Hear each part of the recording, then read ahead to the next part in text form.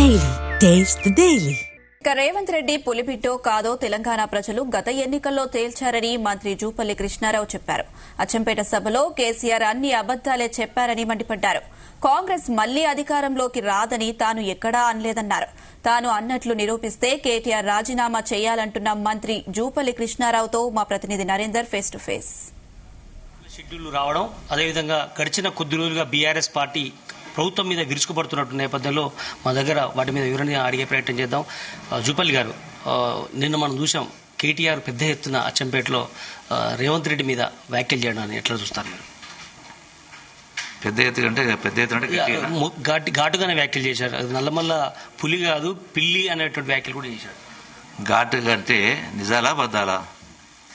ఇప్పుడు రేవంత్ రెడ్డి పులియా పిల్లి అనేది కేటీఆర్ మర్చిపోయినట్టున్నాడు. 2 సంవత్సరాలు కాలే ఇంకా. ఆ పంజాబ్ విసిరితేనే కదా బీఆర్ఎస్ పార్టీ మట్టి గరిచింది. దీంతో తెలుస్తలేదా పులియా పిల్లి అనేది? మళ్ళీ రేపు స్థానిక సంస్థలకు కూడా తెలుస్తుంది కదా. అందుకని వాళ్ళ కార్యకర్తలను కాపాడుకునే తపనలో ఇవన్నీ అబద్ధాలు మాట్లాడే కార్యక్రమం చేస్తున్నారు.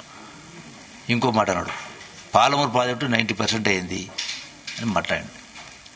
90% కాదు, 50% పూర్తి కాలే. కేవలం ఆదాయాన్ని ఇచ్చేటువంటి పంపులు మోటార్లు కొనిపెట్టినరు, రిజర్వాయర్స్ మాత్రం కట్టినరు. ఆ రిజర్వాయర్లకు అయ్యే లింక్ కెనాలే పూర్తి కాలేదు. ఇంకా 30-40 వేల కోట్లు పెట్టి ముందు అసలు వాళ్ళు బేసిక్గా మెయిన్ కెనాల్స్ కానీ, డిస్ట్రిబ్యూటర్స్ కానీ, మైనర్స్ కానీ, సబ్మైనర్స్ కానీ, ఫీల్డ్ ఛానల్స్ కానీ దేనికి శాంక్షన్ లేదు. అసలు అడ్మినిస్ట్రేషన్ శాంక్షన్ లేదు. మీరు 50% అంటున్నారు, వాళ్ళు 90-90% పూర్తిగా అయిపోయిందని వాళ్ళు చాలా క్లియర్ కట్గా చెప్తున్నారు. ఆధారాలతో చూపిస్తున్నటువంటి పరిస్థితి ఉంది. అరే నాకు ఒక్క కెనాల్ చూపించరాదు? నేను ఆ ప్రాంతం నుంచే వచ్చిన కదా. ఒక కెనాల్ చూపించరాదు? పొద్దున పోదాం పండి. నీవు వస్తావా, హరీష్ రావు వస్తాడా? పొడు మాట్లాడదు. 2 సంవత్సరాలు అంటే 10 సంవత్సరాల అధికారం ఉండి నేను 2 సంవత్సరాల్లో కుర్చేసుకుని కట్టిస్తానంటే కేసీఆర్. ఇప్పటికీ అడ్మినిస్ట్రేటివ్ శాంక్షన్, కెనాల్స్ శాంక్షన్ లేదు. 30-40 వేల కోట్లు అది శాంక్షన్ ఇవ్వాలి, టెండర్ పిలవాలి, పని చేసి పూర్తి చేస్తేనే నీళ్ళు వస్తాయి. ఇప్పటిదాకా ఏది మొదలు కాలే. అటువంటి దానికి అంటే అందుకనే అబద్ధాల మీద బతికే కార్యక్రమం ఎన్నాళ్ళు. ఒకసారి ప్రజల బుద్ధి చెప్పిన తర్వాత ఇప్పటికి కూడా మీకు ఆలోచన మార్పు రాకపోతే ఎట్లా? ఏ వ్యక్తి అయినా, ఏ పార్టీ అయినా, ఒక సంస్థ అయినా చక్కగా నడవాలంటే ఫౌండేషన్, బునాది కరెక్ట్ ఉండాలి. రాజకీయ పార్టీలకు కానీ, రాజకీయ నాయకులకు బునాది ఫౌండేషన్ అంటే ఒక నమ్మకం, ఒక విశ్వాసం ఉండాలి. మీ పైన విశ్వాసం ఎందుకు ఉంటుంది, ఎట్లుంటుంది? మీరు చెప్పింది ఏంది? 10 సంవత్సరాల క్రితం 10 సంవత్సరాల అధికారంలో ఉండి లక్షల రూపాయల ఆదాయం, లక్షల కోట్ల రాష్ట్రం నుంచి మళ్ళీ 8 లక్షల కోట్లు అప్పు చేసి 10 సంవత్సరాల అధికారం మీరు చెప్పినవే ఇవ్వలే. ఇందిరమ్మ అదేంటి డబుల్ బెడ్రూమ్లు ఇవ్వలే, దళితుల 3 ఎకరాల భూమి ఇవ్వలే, నిరుద్యోగ ప్రతి ఇవ్వలే. ఇట్లాంటి చాలా ఉన్నాయి. అంటే మీరే ప్రజలకు బాకీ పడి ఎంత బాకీ పడ్డరు? 8 లక్షల కోట్లు డివైడ్ బై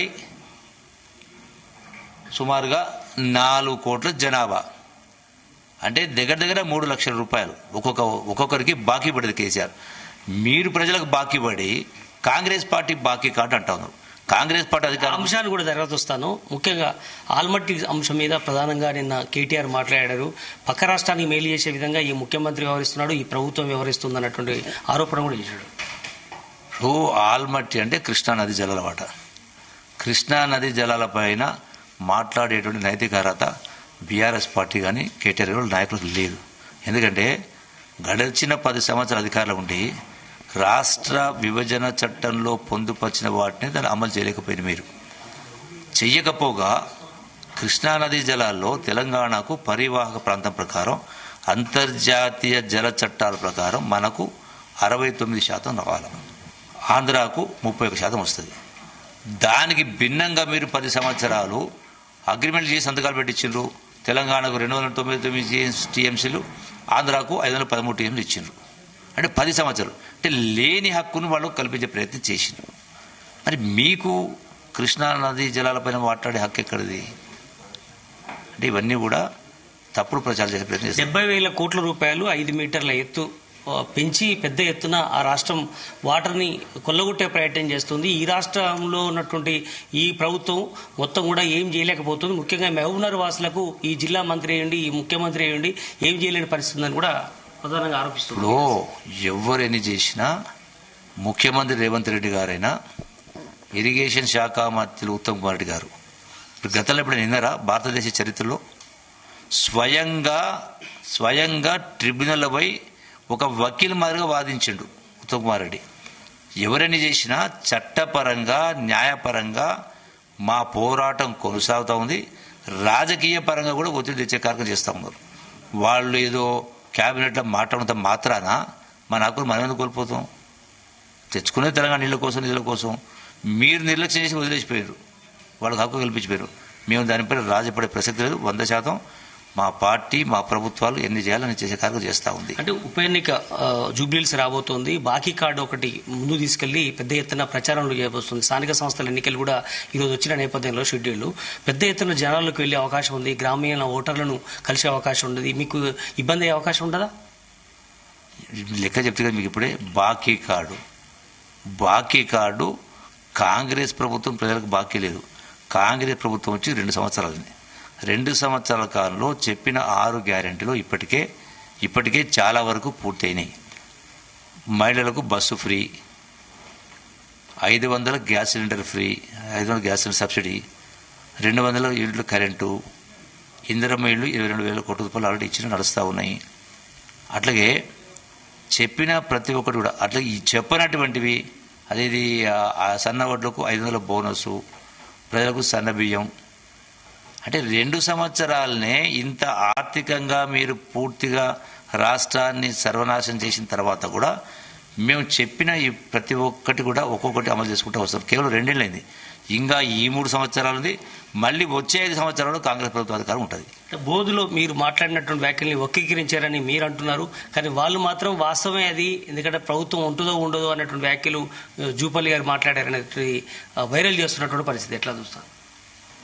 ఏమంటుంది అల్ప సంతోషులు అంటే మాటల్ని వక్రీకరించే ప్రయత్నం చేస్తారు.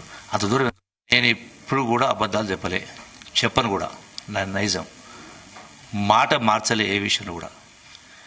ఇప్పుడు కేటీఆర్ మాట్లాడిన దానిలో నేను ఆ మాట అన్నది నిజమైతే రేపా ఈరోజా ఎల్లుండా టైము ప్లేసు కేటీఆర్ చెప్పాను. ఆయనకు మైక్ ఇస్తాం, నేను మైక్ తీసుకుంటాను. నేను మాట్లాడిన వీడియో మొత్తం డిస్ప్లే చేద్దాం. చేసిన తర్వాత నేను కేటీఆర్ చెప్పినట్టుగా నేను అన్నట్టయితే నేను నా 2 పదవులకు రేపే రాజీనామా చేస్తాను. ఒకవేళ నేను ఆయన రాజీనామా చెప్పని అడగా, కేవలం అది విన్న తర్వాత నాదే అది వాస్తవమైతే అది నాదే పొరపాటు అని ఒక మాట చెప్తే చాలు.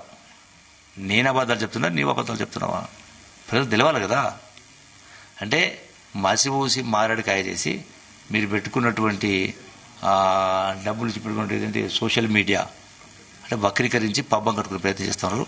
వాళ్ళ కళలు నెరవేరవు. ఒకసారి మీకు అవకాశం ఇస్తే మీరు సక్రమ పరిపాలన చేయక బాధ్యతారహిత పరిపాలన చేసి అవినీతి పరిపాలన చేసి రాష్ట్రాన్ని అప్పుల కుప్పగా చేసి ఇలా పులి పంజా రేవంత్ రెడ్డి పులి కాదన్నాడుగా.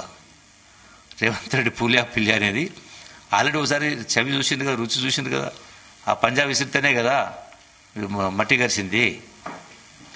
ఎన్నికల షెడ్యూల్ వచ్చిన నేపథ్యంలో 42% రిజర్వేషన్ ఇంకా గతంలో లాగా 23% రిజర్వేషన్ కన్ఫ్యూజన్ పెద్ద అవుతుందని మీరు ఎలా స్పందిస్తారు? 42% రిజర్వేషన్ ప్రకారం ముందుకు వెళ్తా ఉన్నాం.